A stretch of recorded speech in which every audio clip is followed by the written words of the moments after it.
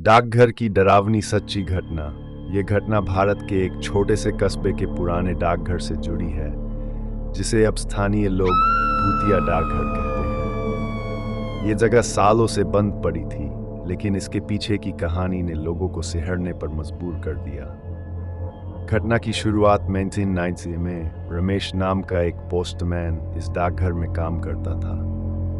रमेश ईमानदार और मेहनती था, लेकिन डाकघर में एक अजीब सा सन्नाटा और ठंडक रहती थी। भले ही बाहर चिलचिलाती धूप हो, वह हमेशा कहता था कि उसे यहाँ कुछ अजीब महसूस होता है, जैसे कोई उसे देख रहा हो। एक दिन रमेश को एक अजीब लिफाफा मिला। ये लिफाफा कई साल पुराना था, जिस पर लिखा पता धुंधला हो चुका था। लेकिन सबसे डरावनी बात यह थी कि लिफाफे पर भेजने वाले की जगह सिर्फ इतना लिखा था: शमशान घाट से संदेश।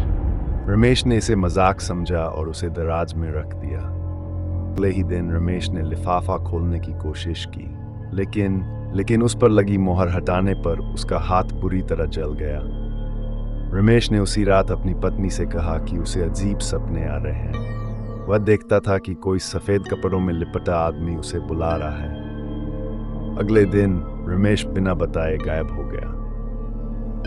पुलिस और गांव वालों ने उसे ढूंढने की बहुत कोशिश की, लेकिन वह कहीं नहीं मिला। लगभग एक हफ्ते बाद उसका शव डाकघर के पीछे के कुएं में मिला। लेकिन अजीब बात यह थी कि शव के हाथ में वही लिफाफा जकड़ा हुआ था। रमेश की मौत के बाद डाकघर में अजीब घटनाएं होने लगी। रात के समय किसी को पोस्ट ऑफिस के अंदर से कागज फड़फड़ाने और दराज खोलने बंद करने की आवाजें सुनाई देती। लोग कहते थे कि किसी ने रमेश की आत्मा को चैन नहीं मिला और वह आज भी उस लिफाफे का जवाब ढूंढ रही है। डाकघर के चौकीदार ने बताया कि एक रात उसने रमेश को देखा। वह सफेद कपड़ों में लिपटा हुआ डाकघर के अंदर खड़ा था और बार बार कह रहा था, लिफाफा अभी भी अधूरा है। इसके बाद चौकीदार ने नौकरी छोड़ दी और डाकघर को हमेशा के लिए बंद कर दिया गया।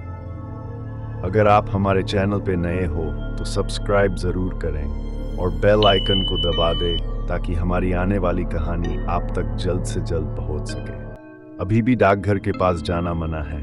अब ये डाकघर खंडहर बन चुका है। लोग वहां जाने से कतराते हैं, खासकर रात के वक्त। आसपास के लोग मानते हैं कि अगर कोई वहां गलती से भी गया तो रमेश की आत्मा उसे कभी नहीं लौटने देगी। कुछ स्थानीय लोग दावा करते हैं कि रात को अगर आप उस डाकघर के पास से गुजरें तो हवा में फड़फड़ाते कागजों की आवाज़ सुनाई देती है, जैसे कोई अधूरी चिट्ठी का जवाब मांग रहा हो।